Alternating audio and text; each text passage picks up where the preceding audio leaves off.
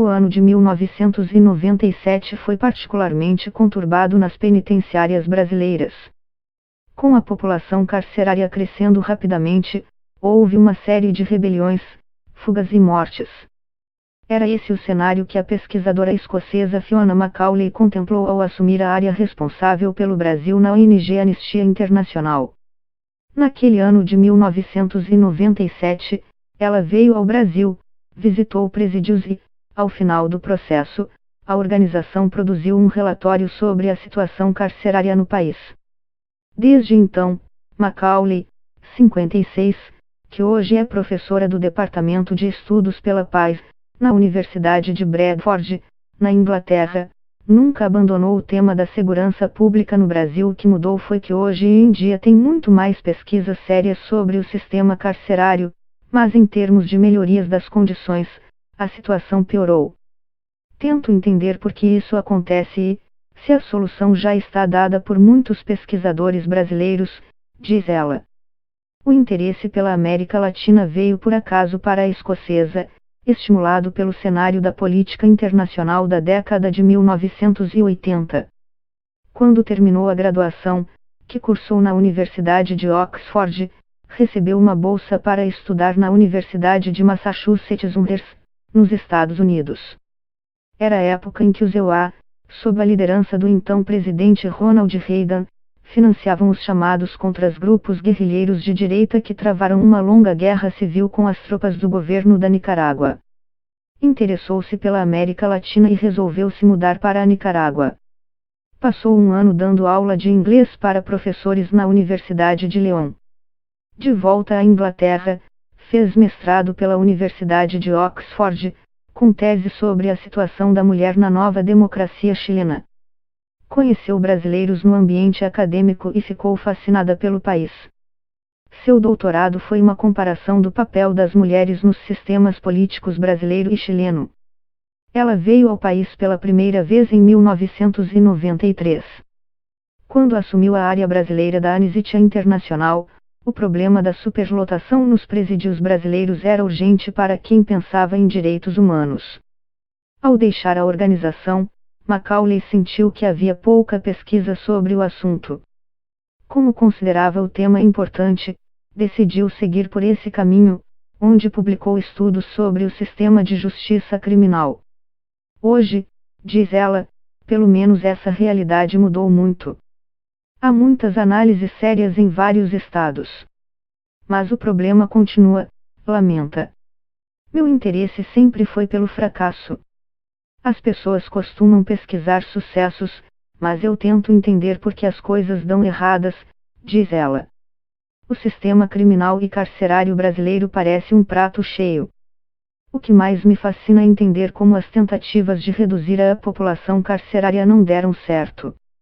Presídios brasileiros, especialmente os do Norte e Nordeste, estão superlotados e vivem a proliferação de grupos criminosos e disputas constantes entre eles. A última delas se deu entre domingo e segunda-feira passados, em Manaus.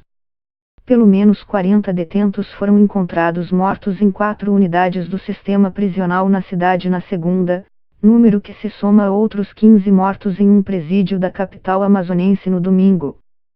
Segundo a gestão do governador Wilson Lima, PSC, as mortes foram motivadas por uma disputa interna entre duas lideranças da facção criminosa Família do Norte, FDN. Quando soube do massacre em Manaus, a professora diz que sentiu tristeza e decepção. Esses massacres são sempre mortes anunciadas. A gente já sabia que tinha um problema crítico no Amazonas. Houve um massacre há 2 anos. Tudo se deve à ausência e inércia do Estado, diz ela. A análise não mudou. Você tem um número exagerado de pessoas que entram no sistema carcerário. Se você tem esse número entrando e não saindo, o sistema vira um barril de pólvora. São milhares de pessoas sem comida, sem roupa, dependendo das facções que estão dentro do sistema. O Estado está construindo uma bomba e a cada vez que ela explode, age com surpresa. Citando a pesquisadora Camila Nunes Dias, autora do livro A Guerra, a Ascensão do PCC e o Mundo do Crime no Brasil, todavia, ela descreve como a violência no sistema carcerário brasileiro mudou. Camila aponta que havia mais caos, grupinhos dentro das cadeias, e se você fizesse algo errado, podia acordar morto. Depois do PCC, isso mudou. Mas agora o sistema cria mortes de outra maneira, diz ela em referência às disputas entre facções.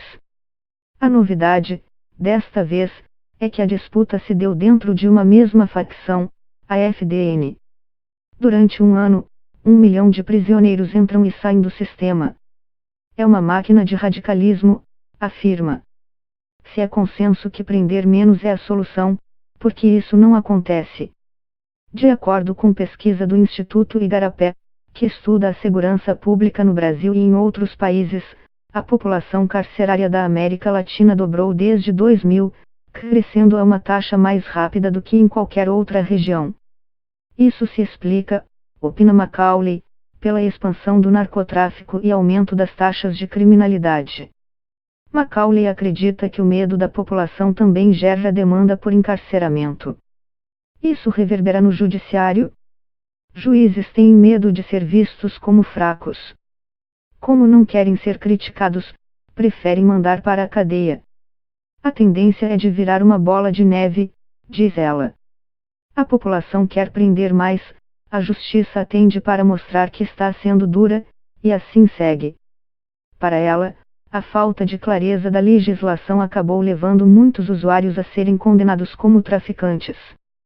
Pela legislação, aprovada em agosto de 2006, para definir se o preso é usuário de drogas ou traficante, o juiz deve analisar quesitos como quantidade apreendida, histórico do detido, condições da ação, antecedentes etc. Mas Macaulay e diversos outros pesquisadores argumentam que essa orientação abriu espaço para que decisões fossem tomadas por fatores subjetivos. Cabe à polícia e ao judiciário decidir, e o sistema tem uma preferência por mandar para a cadeia. Ela cita um exemplo hipotético, um cara que vai preso por 2 gramas de maconha porque a lei não define o que é tráfico e o que é uso. O cara chega lá no presídio e não tem nada. Vai depender da facção. Ele acaba recrutando a família também. E sai de lá conectado com esses grupos, diz Macaulay.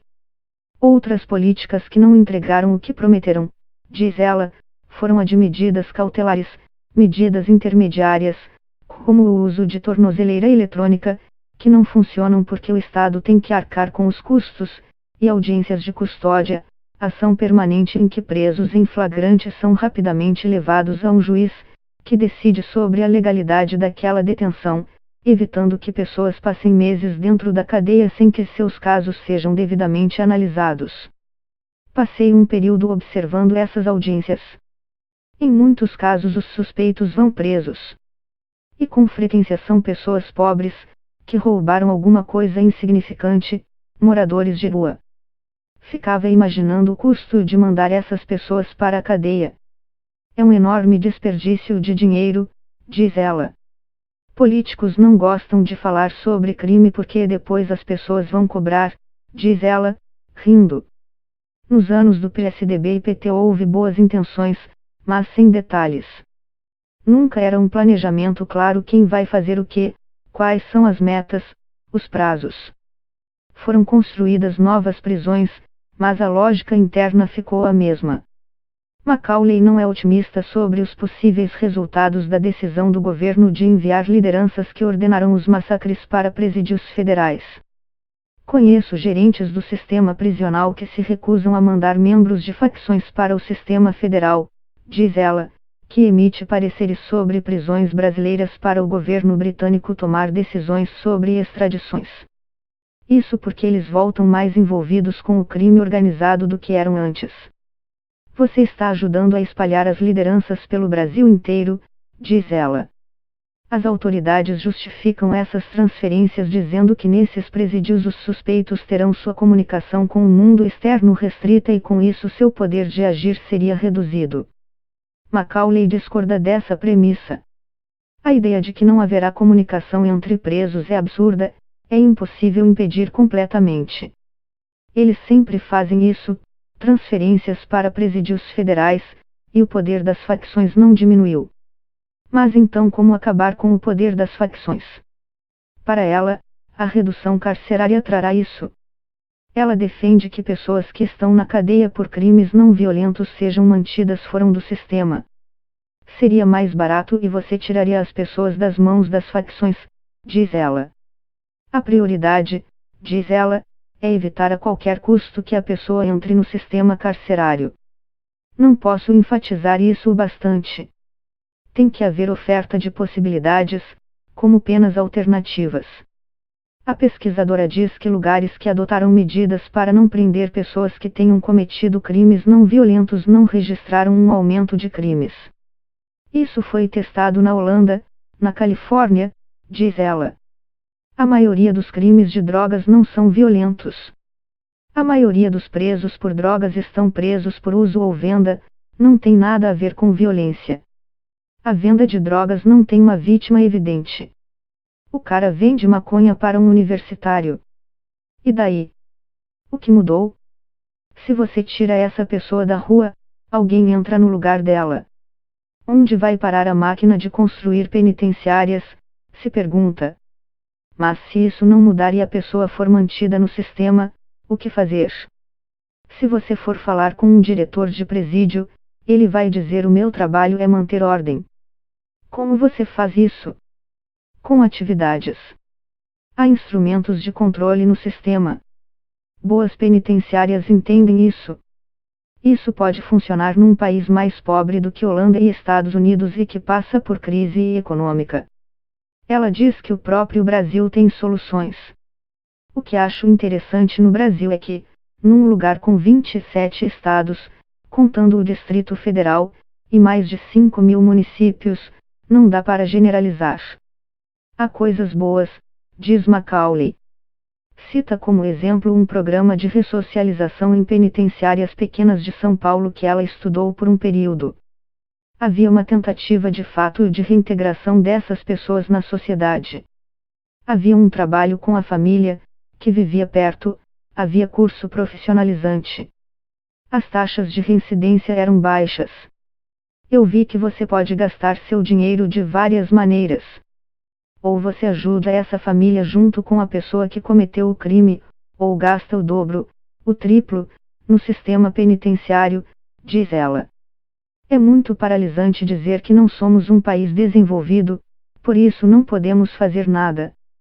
No Brasil há muita variedade, há presídios muito humanitários e outros que tratam a população carcerária com uma falta de humanidade horrorosa. Se há lugares decentes, por que o país tolera essas masmorras? Elas são absolutamente contraproducentes.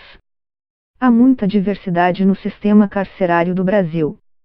A gente usa a palavra sistema como se alguém tivesse pensando no todo, mas é muito fragmentado. Já visitei mais de 60 penitenciárias no Brasil. Tem penitenciárias que funcionam, que são modernas, que não têm facção. Nós temos que falar das piores, dos lugares que são dantescos, onde você entra e não sabe se sai vivo ou não, diz ela. Outros países enfrentam problemas parecidos, especialmente os da América Latina. Macaulay tem a impressão, no entanto, de que massacres entre intrafacções são mais comuns no sistema brasileiro. Ela desconhece dados mundiais sobre mortes violentas na cadeia.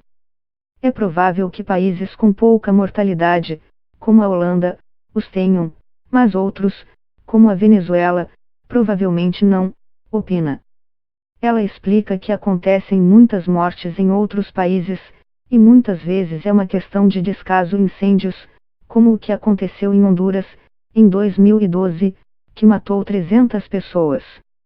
As causas de mortes variam.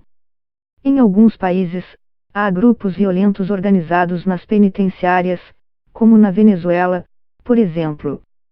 O sistema lá parece com o brasileiro porque está muito superlotado, é caótico, porque quase não há a presença do Estado e impera a lei do mais forte, diz a pesquisadora. Em El Salvador, as autoridades dividiram o sistema segundo as facções, como faz a Secretaria Penitenciária do Rio de Janeiro. Mas ao perguntar a cada preso a qual gangue ele pertence, você reforça essa identidade, e basicamente o Estado cede seu espaço para esses grupos funcionarem. Crítica. No caso de El Salvador, Macaulay lembra que criminosos de grupos rivais propuseram, de dentro da cadeia, uma trégua, mas depois de alguns anos, o pacto se desfez. O Brasil tem o terceiro maior número de presos no mundo, atrás de EUA e China, a 26 a maior taxa de encarceramento e está em 43º lugar no que diz respeito à superlotação. Mas ela pondera que comparar dados dessa maneira pode gerar impressões enganosas, pois há muita diversidade no sistema carcerário brasileiro e os países com taxas mais altas costumam ser muito pequenos.